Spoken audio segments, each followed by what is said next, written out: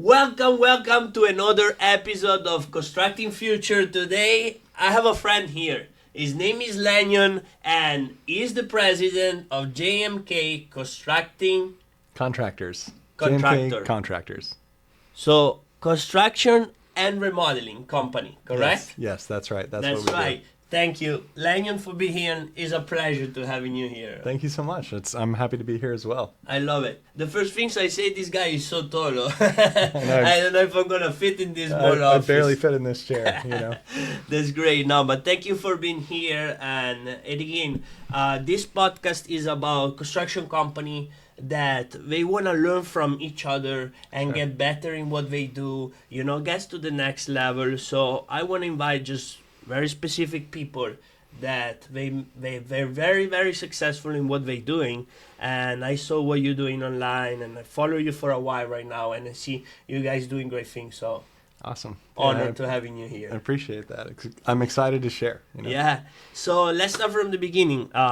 Lanyon, where are you from, and tell a Sure. little bit more about yourself. Yeah, so I grew up in California. California. Southern California. That's where I get the laid back attitude, I think. And went to business school, graduated with a business degree. I ended up working in a corporate career for about 5 years in an industry that I wasn't passionate about. And I just had like a spiritual awakening one day and said, you know what, I want to get out of this. I want to go do something for myself.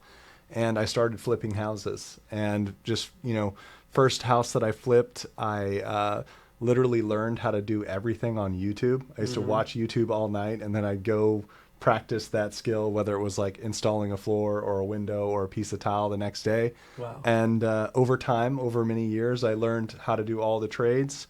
And then when the pandemic came, there really weren't any opportunities to flip houses anymore. The math just didn't make sense, right? So I started offering it to other people, and then slowly, actually very quickly, it just ramped up to the point where we're now running a multi-million-dollar residential construction business. Wow, that's amazing. Yeah. What a story, incredible. So let's go back, let's rehearse a little bit. A couple of points that I got. You went for school, you got an MBA, correct? Not an MBA, just a business degree. Business degree. Bachelor's. How much was important that for you in your career? I think it was super important, honestly. important. Like when I look at the trades and when I work with subcontractors, I just think that there's a big, I was actually talking about this recently. To operate in this industry, it's a regulated industry. It's highly regulated, right? Every step you take in the business, you're working with the government. And with clients and with subcontractors, it's so complicated that you need to be relatively sophisticated to manage all of the stuff that's going on with the business, with the permitting, with the inspections, but also the financial components of this, and then just the management of your personnel. So I think there's a mismatch, especially in the smaller scale construction projects, between the sophistication of the average business owner in that space versus the demands of the marketplace. There's a ton of demand for the service. There's a high demand due to the regulatory nature of construction. And I don't, most of the people I meet, at least, in the smaller construction projects, it's a different story when you get into big commercial, they don't have that kind of background. So I think that's where we've been able to have a really competitive edge against other contractors in our, that we're competing with here in Miami. I love it. I love it what you share, because I feel it's very important. Like in every business, as you grow and as you becoming bigger, you need to be more sophisticated in a way. Yeah. So surround yourself by smarter people than you are in different departments and different division allows you to get better. Absolutely. So how did you get from the South California to right now being Miami and we're here together? It's like a kind of a crazy story winding around. But so I went to school in Florida. So I came from California to Florida to go to university. My father had paid into that Florida prepaid thing, so I ended up here. And so I kind of knew Florida and understood it. And when I was doing the house flipping, I was doing them all over the country. Okay. So even in South America. So I did a couple projects in South America, and then I came back to the U.S. I did one in Nevada, Texas, North Florida, California, all over. And my very last project brought me here to Florida. And of course, it was during the pandemic. Florida was wide open. California was a police state. it was way better to be in Florida. I could go to the gym, I could go to the beach, I could be outside. It was like, I wanted to stay, and people were coming here too. So it just sort of naturally happened. I didn't have a grand plan to stay here, but I'm definitely not going anywhere now. Nice, I love that. Yeah. Yeah, sometimes life take you to some places that you never know, like most of the time. Yeah, exactly. So it's great that. So you say something that I was wow, learning from YouTube, Yeah, like exactly. watching video and apply that in your life. So I'm assuming we were talking behind the scene before we start about the book by Dan Martell. You talking right now about videos. So how much is important for you, like educate yourself? I mean, it's if I'm not working or exercising or spending time with my wife, I'm probably watching YouTube videos, learning something. So I'm watching a podcast, learning from people I respect. Like one of my favorite podcasts is podcasts and YouTube series is from Nick Schiffer from NS Builders. I don't know if you've heard of him. I never. Yeah, he's like my idol online. He just does these amazing projects in Boston. And yeah, it's extremely inspirational. So Wow. I think you never stop learning. University doesn't teach you knowledge; it teaches you how to acquire knowledge and how to apply that. And so I think that's just a trait that you want to carry on forever. Just never stop learning. Building science is changing all the time. Yeah. So Yeah, I agree. Like, and the fact that you always get a 1% better every day by doing that and continue like educate yourself and self-improve yourself, it's has no price attached to it. Yeah, even in our company, we have values in the company, and one of the most important values to me is continuous improvement. So everybody that we hire who comes into the company, that's something we're looking for. Like, we want to see that this is a person who continues to educate themselves, who doesn't believe they know everything already, and that believes that things can actually always improve no matter where they're at now. I love it. That's a very important core value, guys. If you have it in your company, just make sure that you have a training, and then also the people that you bring in, they fit your culture and the company, because it's super important. So let's talk a little bit more about JMK. How that start, and I know you guys, you have a partner as well, That's the right. founder of the company. So how important is to have a partner, and how easy or difficult it is? Yeah, I think it's mixed bag, right? I think partners can be extremely complicated, right? You're making business decisions. Business is not always easy, right? We've gone through hard times, and when you go through those hard times, your partnerships are tested. So I'm really lucky. I have a great partner.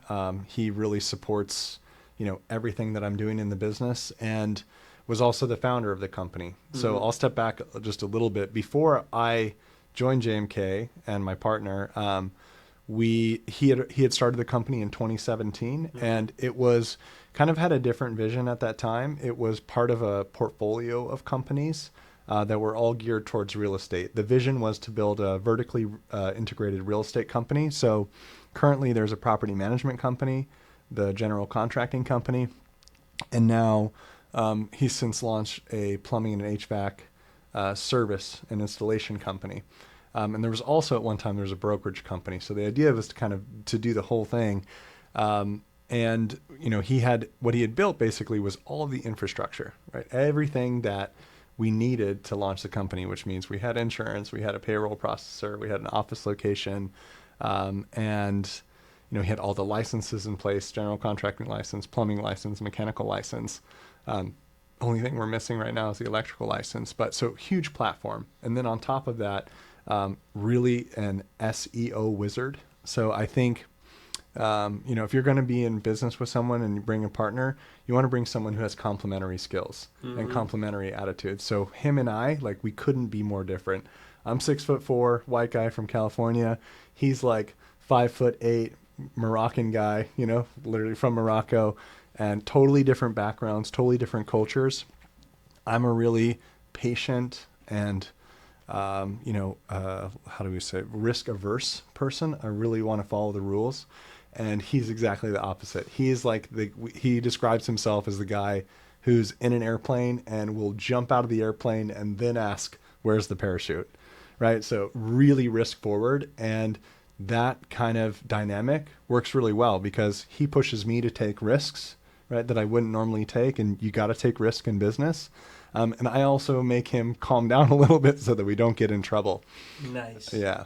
So in that rule, who is a little bit the visionary, who is in the integrator part, like usually in the Yeah, EOS book, right. you know, he's talking about that integrator, visionary. You can call it whatever you want it, but in your case, I mean, I think I'm the integrator, and he was the visionary. I mean, he had the vision to start the company, and I am the one who's operating the company. I think another thing that's really important that we've done is very, very clear what each of our accountability is.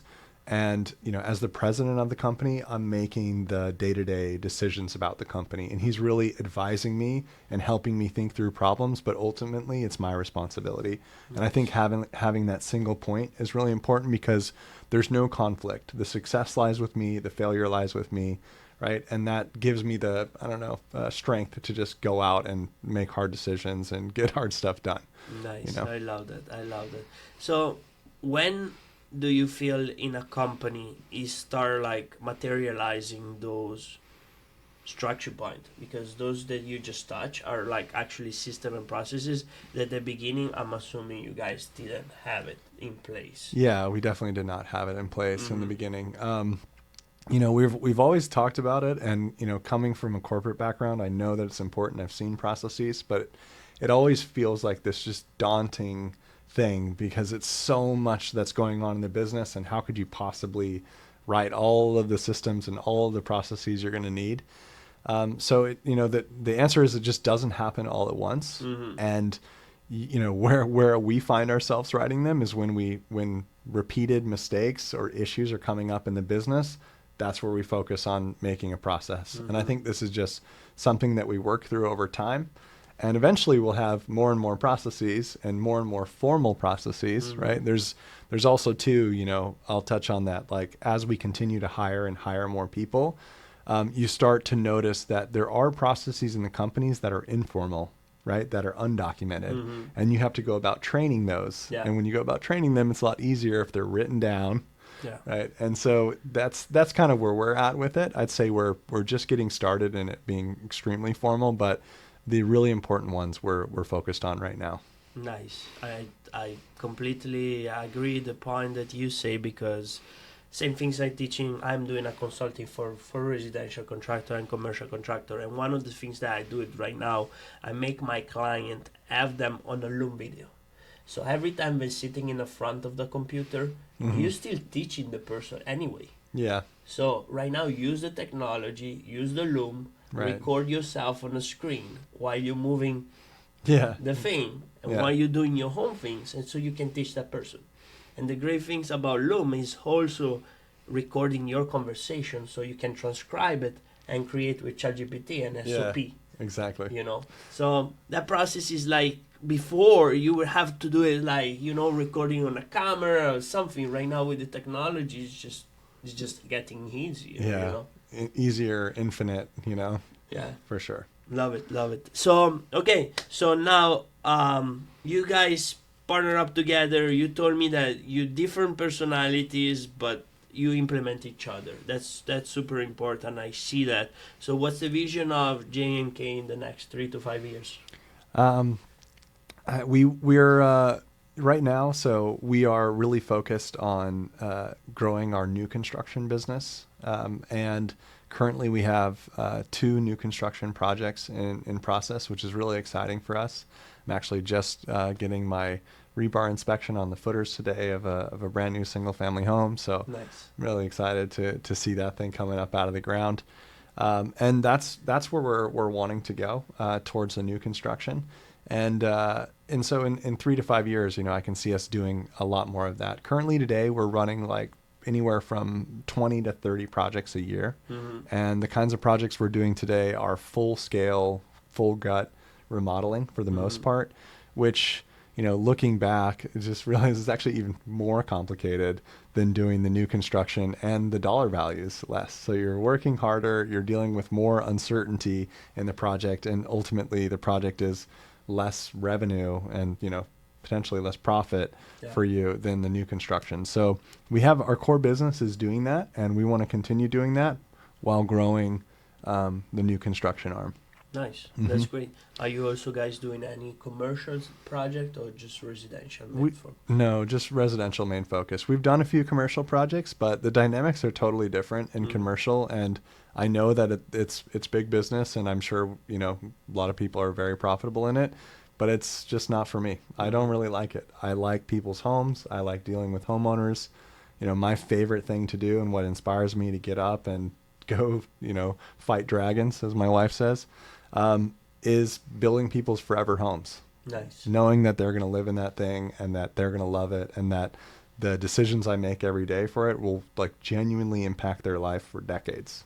I love it. I love it. That's a very, very deep sentence that you just say that, because it gets to pretty much your purpose. Yeah. So every morning that you wake up, you say, I'm thinking about that. So that's super powerful, because there are days that literally some things is very bad, Yeah. Things are happening very bad that you don't want to deal with it sometimes. Yeah. or even confront it. But then if you're thinking I'm doing it for them, I'm doing because I'm passionate to give them back their house and that they're gonna love it and enjoy it, it makes, I guess, the process a little bit less stressful, no? Yeah. It helps you get through those moments when it's really hard. And it's I think when you're growing any company, it's challenging, but in construction already has so many challenges embedded in it. I'm sure you've had episodes talking about that, but it's constant. And it's, you continue to build processes and be more stable, but you're dealing with a lot of people, a lot of agencies, that regulated component. Things are going to go wrong for sure. Money can be an issue sometimes. Cash flow can be really, really hard to manage. You got to be very on top of that. So if you're not extremely passionate and you're not ready to go out and fight for it all day, then don't even start. So if you guys thinking about starting your own construction company, rewind this video and listen to it and just think about it. Yeah. Are you gonna make sure what you're gonna get? Nah. Yeah. But there are also great moments, But I'm gonna ask you this question. Mm-hmm. What was one story that you can tell of the most challenge day in your entire career that you have so far? Oh yeah. So early on in the company, in the first, 2 years, we had incredible growth. So the company was doing a few $100,000 in revenue, the years prior. And then first year jumped up to over $1 million. Next year was over $3 million. Next year was over $6 million in revenue. And so it exploded, and we went from, 1 employee to 45 employees. And we tried going down this path of self-performance because we were having so much difficulty contracting subcontractors and getting people to attend. But we were super naive, and we did not understand what supervision meant, right? I would walk on the job sites and find people literally sleeping on the floor. And we were, we didn't have the financial accuracy. We didn't understand our numbers. We didn't have the type of bookkeeping that we really needed to, which construction bookkeeping is very specific. Mm-hmm. And you need to have all that stuff set up properly. And so we were losing money, and we didn't even know it until it was way too late, because there's a difference between cash in your bank and earned revenue, right? Mm-hmm. So by the time we realized it was way too late, we were going down. And from one day to the next, I literally had to fire 25 of my employees. I remember the hardest day of the whole endeavor was Christmas morning. I woke up, and imagine we're doing $6 million a year. And I had $4,000 in my checking account for the business. And I had an $85,000 credit card bill due in about 18 days. And no idea how I was going to make payroll. And we just barely pulled out. But that morning, looking at the checking account on Christmas, and we're not working, nothing's happening in the field, and just not knowing how I was going to get through that was Yeah, horrible. Wow, wow, Yeah. that's a very very strong stories, and I can relate. I can relate to that. And most of the people think, oh, we just exploded, we continue growing, we continue do things, Hmm. but they don't realize what's the mechanic, what's the system and the structure that you need to have in place Yeah. to sustain that growth, to Right. make sure that you're growing organically, but you also growing with a structure, and you're also growing with numbers With profit. and profit. Yeah. That was the story. I love it. Yeah. And then what's the outcome? I mean, you're Yeah. here, so you We're know. still alive. We made it through. So, the outcome, this is again where my partner became, just extremely critical. He comes in at certain moments and just literally saves the day. So, we saw this coming at the very end, and we started contacting banks to get a line of credit. We must have contacted like 30 different banks, and we finally got the very last one to get us a line of credit. So we got a $250,000 line of credit, and that was just enough for us to skate through that moment. And we just went crazy on the sales front. I mean, I just went out and got, sold a bunch of new contracts, got some money into the business, got all the jobs rolling again, subcontracted them all out. I was we hired some people in Colombia to help us with the administration so that we could get, that work done for less and get all the balls rolling that we needed to. And I mean, it was a really tight, 6 months of watching the cash every single day, and working, like every minute I was either sleeping, eating, or working. Yeah. Like that was pretty much it.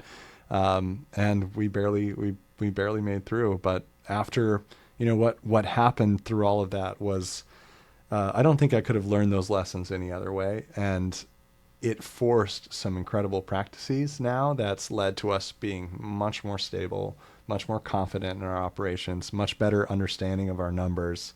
And it's like, you forge iron through fire, or whatever that expression is. So yeah, I think it was actually ultimately very good, even though it was, like viscerally stressful. Like Yeah. I remember having dinner with one of my friends, and like I was just shaking at the dinner table because I was so afraid, what Yeah. was going to happen. Yeah.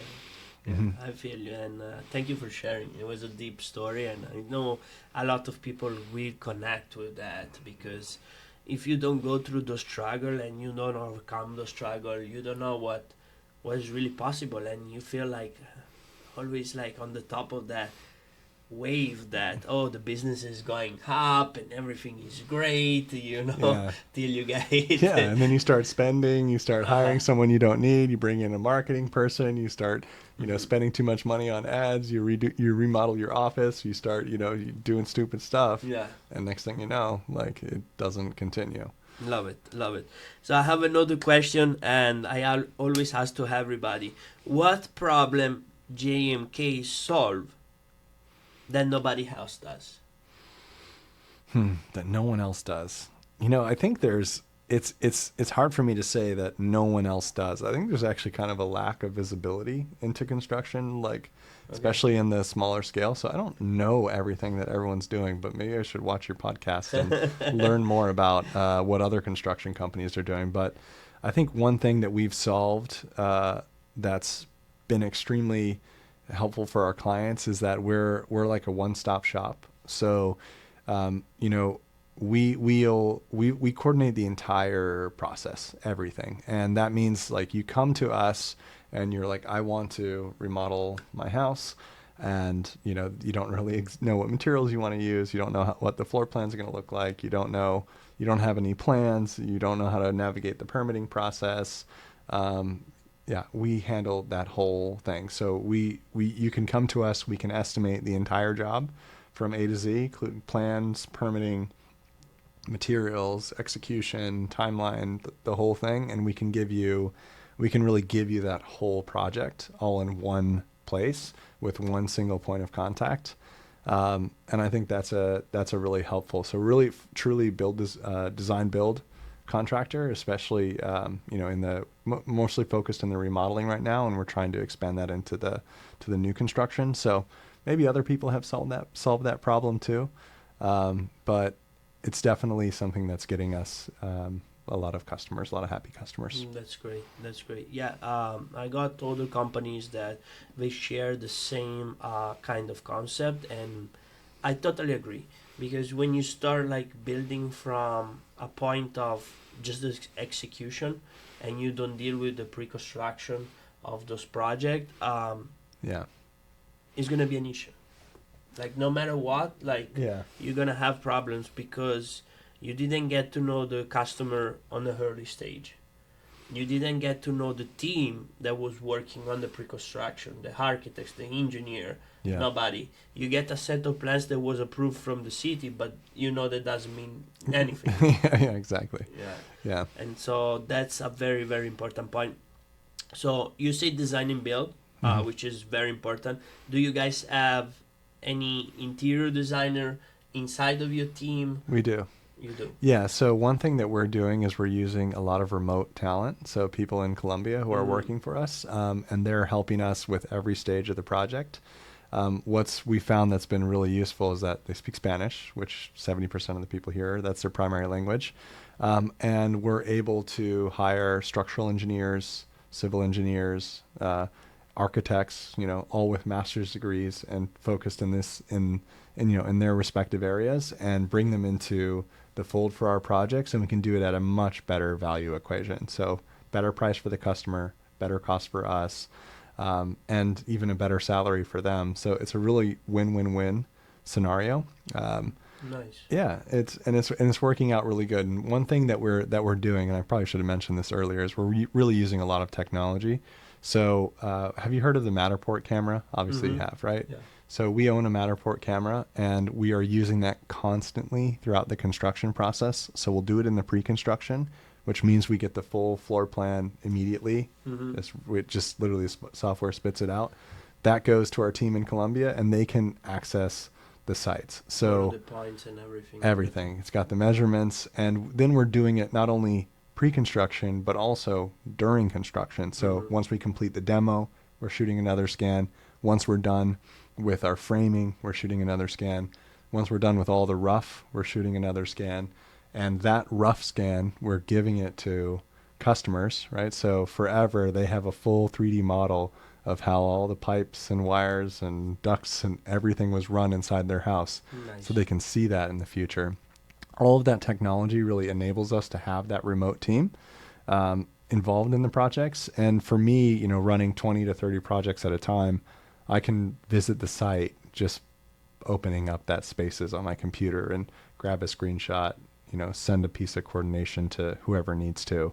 And I think that helps us move through all of that a lot faster and still offer, all those services to our customers. I love it. That's a very, very important point. Now, I want to ask you something. This is personal, but when you say you're using civil engineer or architects from Colombia as well, Yeah. how do you deal, because the fact that they don't have the license locally? Yeah, so they don't design the plans. We still bring in local architects, Okay. local engineers, but when you hire, to get a permit, you don't actually need an architect for most of remodeling projects. You Okay. only need an engineer, so a licensed engineer to submit the plans. So it depends on the scale and complexity of the remodel. If we're doing a lot of exterior work, or building an addition or something that Structure. yeah, all those requirements, we're still going to have a team of local MEP and structural engineers and a local architect. But you can get a basic set of plans, or you can get a very elaborate set of plans, right? And the architects will charge you more or less for doing that. And instead of having to, every time, let's say the client wants to make a change, like they want to do another built-in on a wall, going to the interior designer, going to the architect, getting a bid, getting that bid approved by the customer, going back to the architect, asking them when they're going to be able to draw it and finish it and get it approved by the client, and all of this just takes forever, right? So, and we were doing that as well. So what our team does, and that's really helpful, is that we just, for anything that's not part of the permit set of plans, which is interior design plans or elevations or cabinetry drawings or tile layup plans, or whatever kind of detail we're showing inside of the house, we can quickly draw that plan and not have to charge the customer extra for it, not have to go through that whole process of waiting for them to do it. We can get it done in the moment. We can do it at a fraction of the cost and, 5-10 times the speed. I love it. Yeah.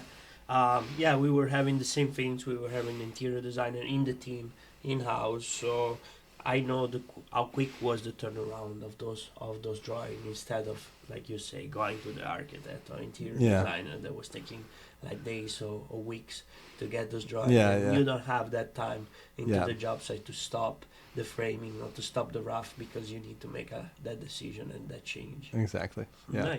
Nice.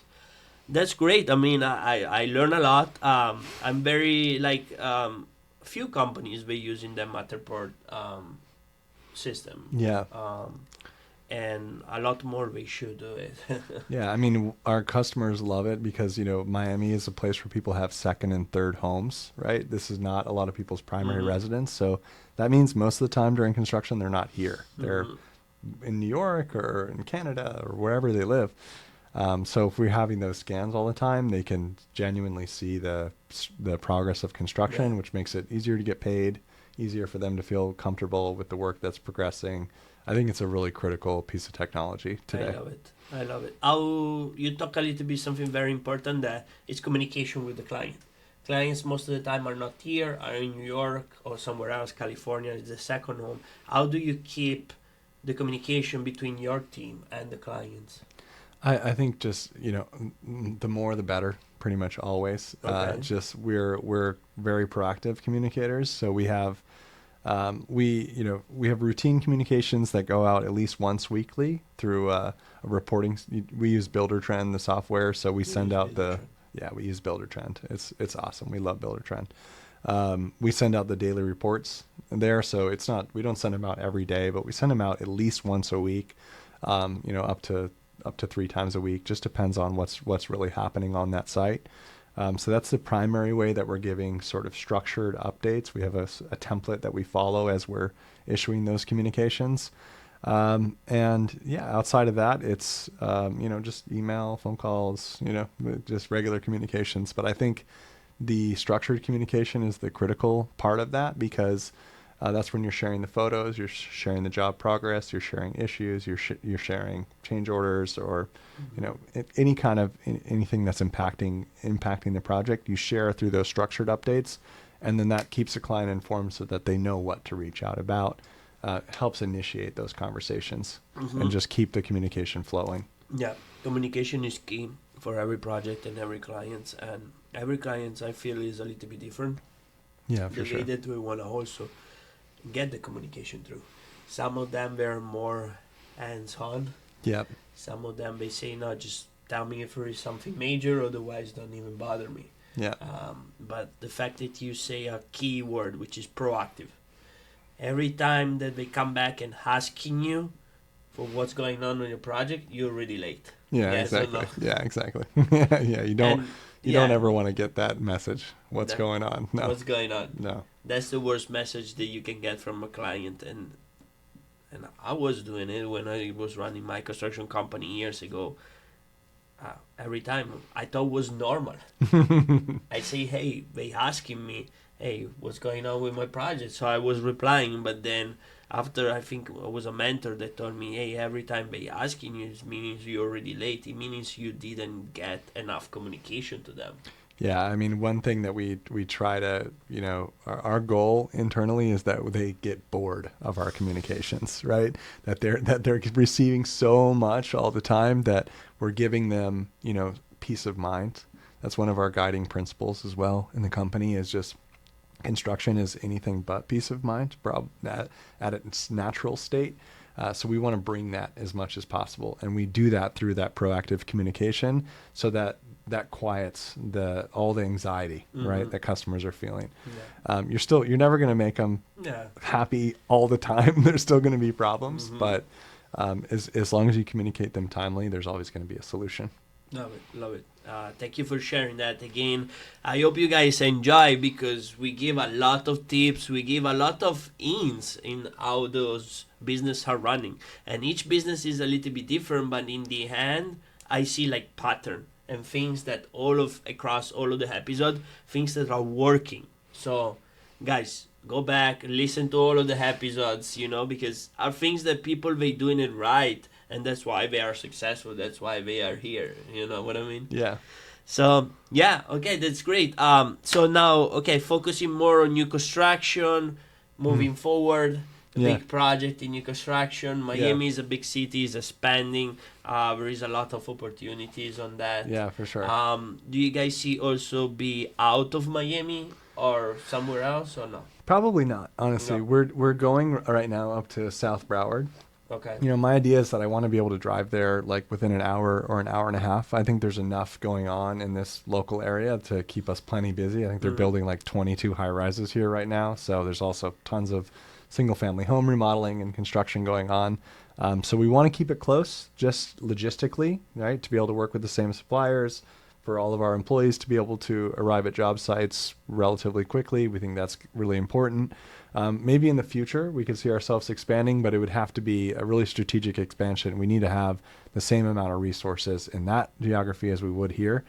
So that could happen maybe down the line, but yeah, immediately, 3 to 5 years, it's definitely doing more new construction projects. And one other thing that we have going on that I'm very excited about is we're building our first development project. So we've purchased a piece of land. We are tearing down a multifamily building, and we're building 4 luxury 4-story townhouses in downtown Miami, which is going to start in a couple months here. Wow, very excited. So Yeah. you are in the planning right now, planning. Yep, we're city. getting the permits. Yep. Nice, I love it. I would love to swing by and see. Yeah, when you start I'll going. definitely give you an invite to come Yeah. by. Yeah. Yeah, that's great though. Yeah, I mean, you guys are doing amazing, and I see like the future of JMK like be great with great people behind. I don't know your partner personally, but also with you, I see like a great person. Thanks. And that's, I think it's the most important thing. Like be genuine. I don't like the word humble because like it makes you Yeah. like humble, but in the sense in a good way. You need Yeah. you always open to learn, always open to new opportunities and growth. That's super For sure. super important. So I have one more question about the operation. How you structuring right now yourself? You call a president, okay? So then let's say you have 20-30 project, and I want to share with the audience because I feel this is a very important point.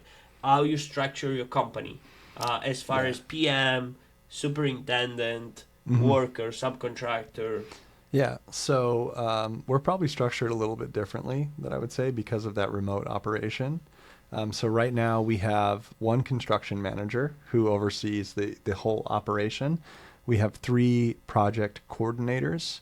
Those project coordinators are assigned, 7 or so projects that are in different phases, either planning, design, planning, permitting, or building. So that team, the construction manager and the project coordinators, are really the ones who are managing all of the logistical components of the project. They're submitting RFIs, they're ordering materials, they're scheduling subcontractors, they're approving purchase orders, they're making sure bills get paid. That's the really administrative powerhouse of the team. And in addition to that, we have an office manager who is, basically in charge of all of our HR, all of our documentation. So making sure that, permits are posted, approved plans are on site, that we obtain permits in the first place. And then I have 3 other administrators, one full-time estimator, who's just doing takeoffs all day long and getting material quotes for bidding new projects. I have one sales administrator who is responsible for incoming leads and setting appointments for me to go sell construction projects. And then full-time, basically bookkeeper, finance manager, and that's all of my administrative team. So that's really where the value, that's where it is. It's in the office, right? That's where we're really running the company. And then out in the field, we have 4 people out in the field full time. We have a general superintendent who's our lead superintendent, another superintendent, and they're dividing the 2 projects. And underneath them, each one of them has essentially like a helper who's working with them. So they're visiting, the active projects daily. So those general superintendent, they report back to the project coordinator or Yes. Yeah. the The project manager, construction project manager, Exactly. and that person is the one communicating with the clients every update and Exactly. everything that happened on the field. Mm-hmm. Correct? Yep. And then if there's ever, that's exactly how it is. So the coordinators have a set of projects. The superintendents have a set of projects. They're managing them together, and then that's happening just with the oversight of me. I'm still very involved in the operation. I'm still the one that's meeting our clients on site if there's ever something we need to go over or look at on site. So my days really split between the office and out in the field visiting the projects. Yeah, and that's how we do it. And we're hiring right now. We have some big projects coming up, and I'm actually looking for my replacement. So maybe someone out there can contact me. Yes, for Yeah. sure. I'm looking for an operations manager.